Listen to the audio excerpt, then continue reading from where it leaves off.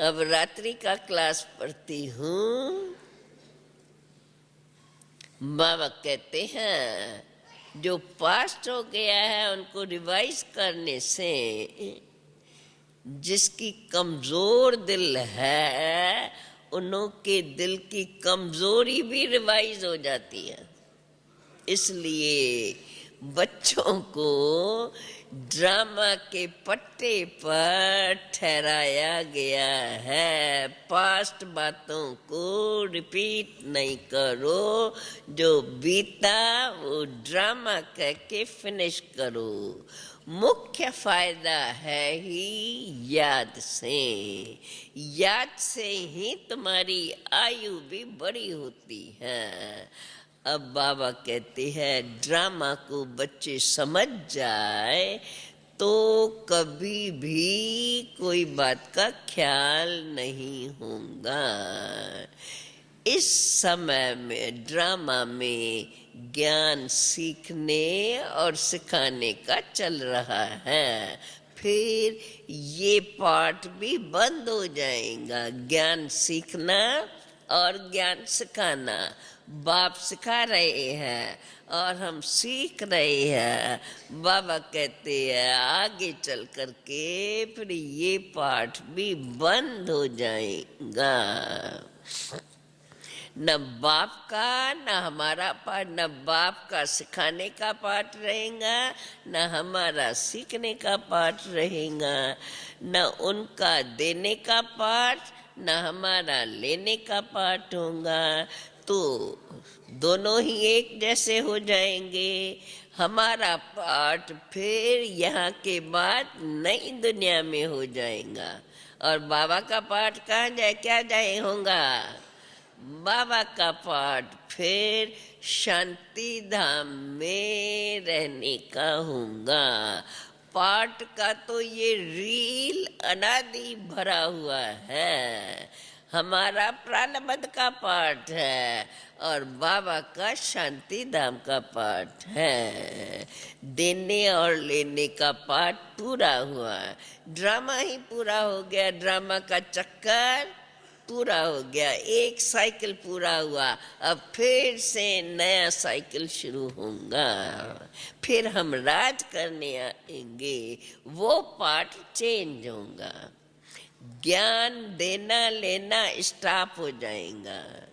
हम वह बन जाएंगे जो ज्ञान मिला, जिस ज्ञान से जो प्रारब्ध मिली हम फिर वही बन जाएंगे।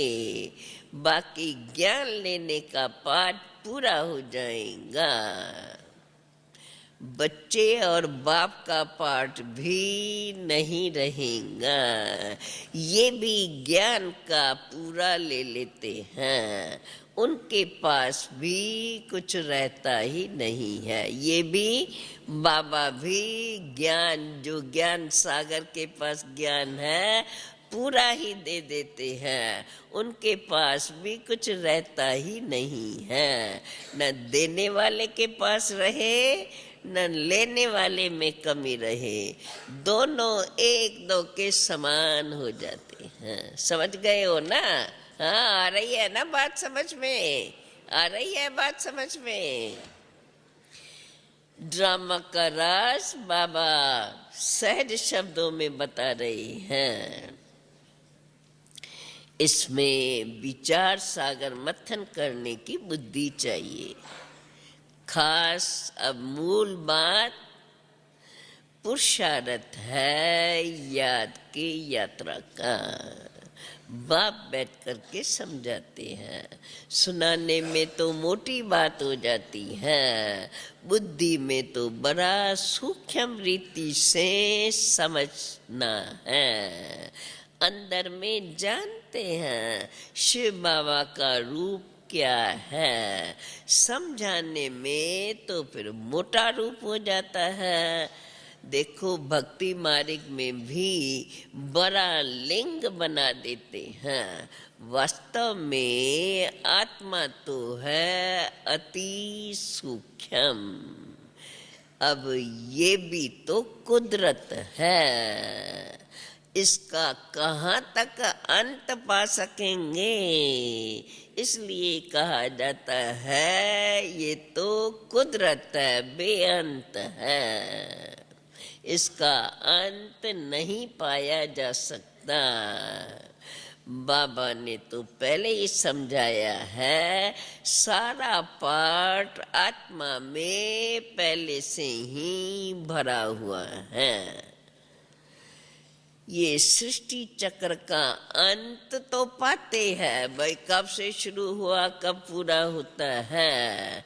रचता और रचना के आदि मध्य अंत को भी अब तुम बच्चे ही जानते हो।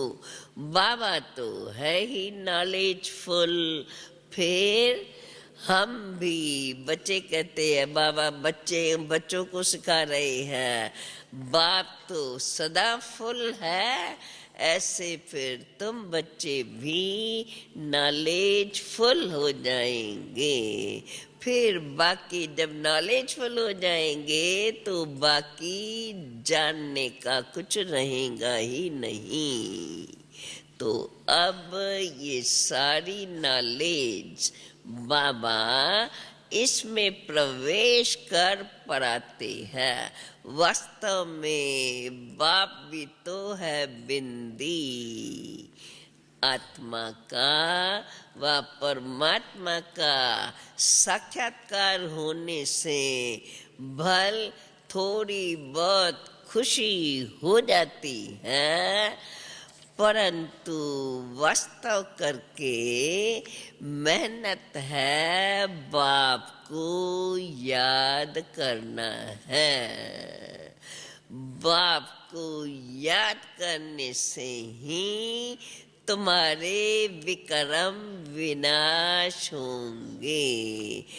बाकी अगर साक्षात्कार भी हो गया तो उससे भी कोई फायदा नहीं।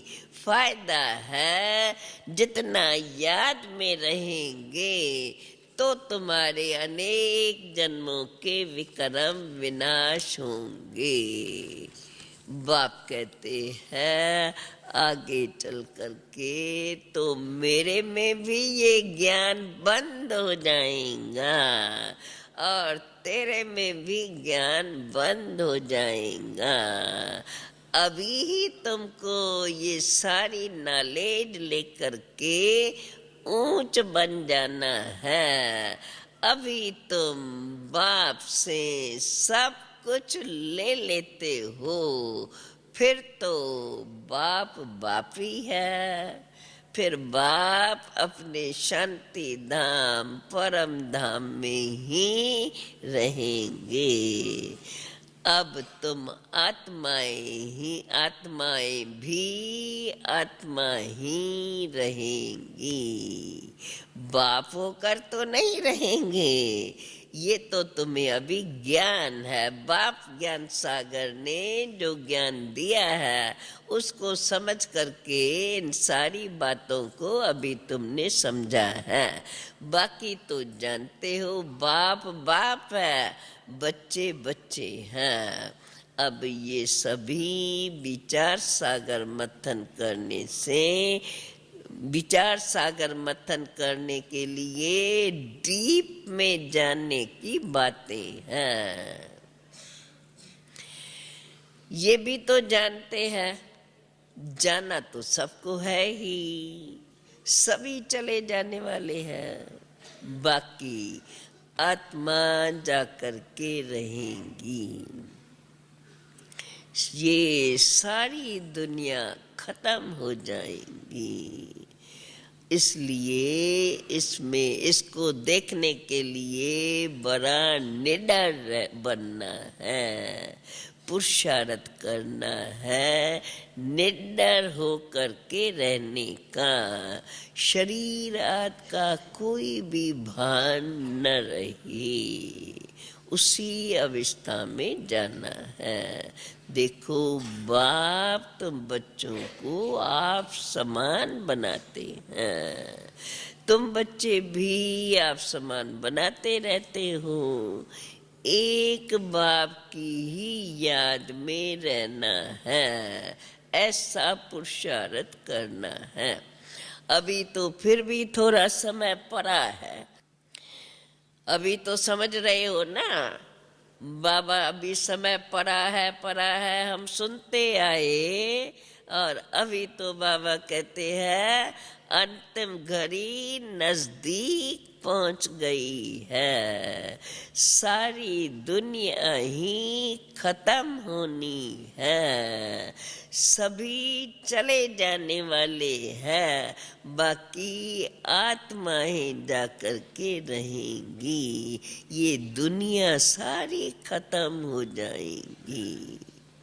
इसमें बड़ा निडर रहना होगा, ऐसी अवस्था रहे शरीर आदि का कुछ भी भान न आवे।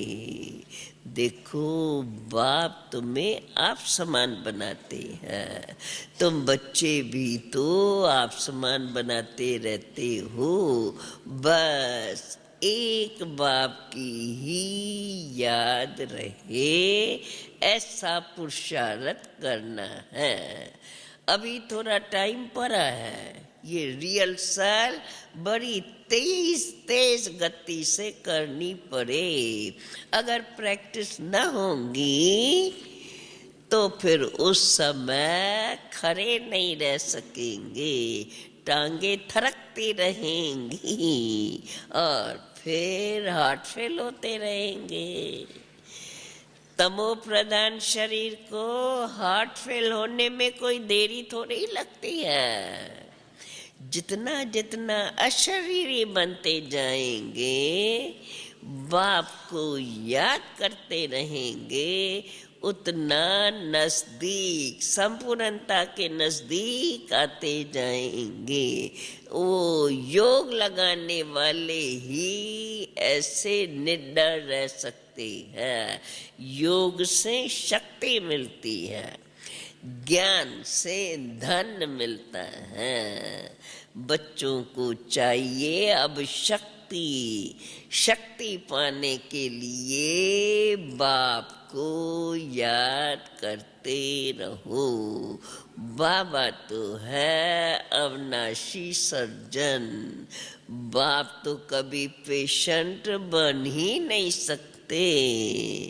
अभी बाप कहते हैं बच्चे तुम अपनी अविनाशी दवाई करते रहो, हम तुम्हें ऐसी संजीवनी बूटी देते हैं जो कब कोई बीमारी न पड़े।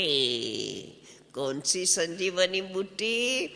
सिर्फ एक पतित पावन बाप को याद करते रहो तो पावन बन जाएंगे। देखो देवताएं सदैव निरोगी पावन है, तो बच्चों को अब ये निश्चय हो गया है कि हम कल्प कल्प यह वर्षा बाप से लेते हैं। इमेमोरियल टाइम्स बाप आया है, जैसे अभी आया है ऐसे हर कल्प बाप आते रहते हैं। और बाबा जो सिखलाते हैं, जो समझाते हैं, वही राजयोग है। वह गीता आदि जो भी शास्त्र बताते हैं, तो बाबा कहते हैं वह गीता तो ये सब भक्ति मार्ग के हैं। ज्ञान मार्ग एक बाप, यथार्थ ज्ञान मार्ग एक बाप ही आकर के बताते हैं। बाप ही फिर नीचे से ऊपर उठाते हैं। अभी हम धरती पर आ गए हैं, तमो प्रधान बन गए हैं, तो नीचे से फिर बाप में सतो प्रधान बना करके स्वर्ग में ले जाते हैं। तो बाबा कहते हैं बच्चों को अब ये निश्चय हो गया है, हम कल्प कल्प बाप से वर्षा लेते हैं। अनेक बार बाबा आया हुआ है, जैसे अभी आया है। तो जो बाप हमें सिखाते हैं, समझाते हैं, यही राजयोग है। ये ज्ञान मारे बाप ही आकर बताते हैं। बाप ही आकर के तुम बच्चों को नीचे से ऊपर उठाते हैं। तो जो पक्के निश्चय बुद्धि है, वही माला के दाने बनते हैं। बाबा कहते हैं अभी तो तुम बच्चे समझते हैं, भक्ति करते करते हम पहले नीचे गिरते आए हैं, और अभी बाप आकर के हम बच्चों को, ये बाप ने आकर हम बच्चों से ये सच्ची कमाई कराना सिखाई है। लौकिक बाप इतनी कमाई नहीं कराते हैं जैसे तुम्हें अभी ये परलौकिक बाप कराते हैं। ऐसी ऐसी बातें याद करते बाबा कहते हैं बच्चे सदा खुशी में रहो।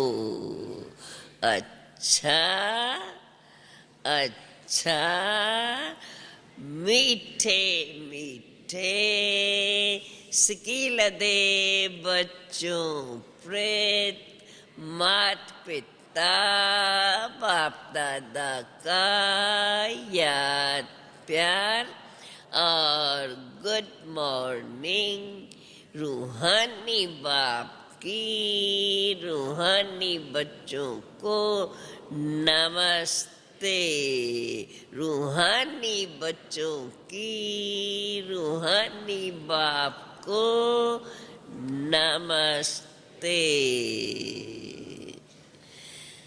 अभी फिर सुनेंगे धारणा युक्त मुख्य सार मुरली का। सर्विसेबल बनने के लिए विकारों के अंश को भी समाप्त करना है। सर्विस के प्रति उछलते रहना है, उमंग आते रहे सर्विस करने के। दूसरी पॉइंट, हम ईश्वरी संतान है, ये सदा याद रहे। श्रीमत पर भारत को विष्णुपुरी स्वर्ग बना रहे हैं, जहाँ सब पक्के वैष्णव होंगे। सदा इसी नशे में रहना है। आज का हम अभी वरदान सुनते हैं। छोटी छोटी अविज्ञाओं के बोझ को समाप्त कर सदा समर्थ रहने वाले श्रेष्ठ चरित्रवान भव। छोटी छोटी अविज्ञाओं के बोझ को समाप्त कर सदा समर्थ रहने वाले श्रेष्ठ चरित्रवान भव। जैसे अमृत वेले उठने की आज्ञा है, तो उठकर बैठ तो जाते हैं, लेकिन विधि से सिद्धि को प्राप्त नहीं करते। स्वीट साइलेंस की साथ निंद्रा की साइलेंस मिक्स हो जाती है। सुन लिया सभी ने? हाँ, अटेंशन रखना अपने आप पर। दूसरी पॉइंट, क्या क्या चलते चलते किस प्रकार से छोटी छोटी अविज्ञाएं।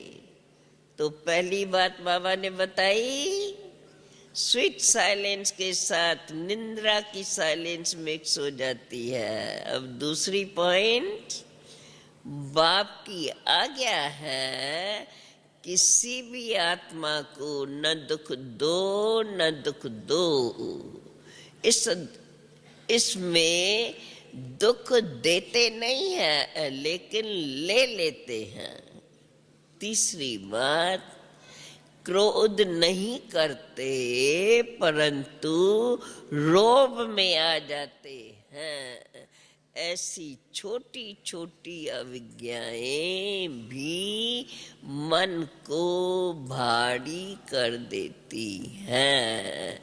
इसलिए अभी ऐसी छोटी छोटी बातों को भी समाप्त कर आज्ञाकारी चरित्र का चित्र बनाओ, तब कहेंगे सदा समर्थ चरित्रवान आत्मा।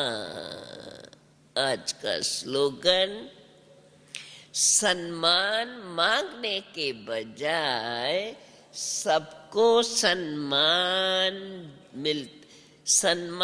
मांगने के बजाय सबको सम्मान दो तो सबका सम्मान स्वतः ही मिलता रहेगा। ओम शांति।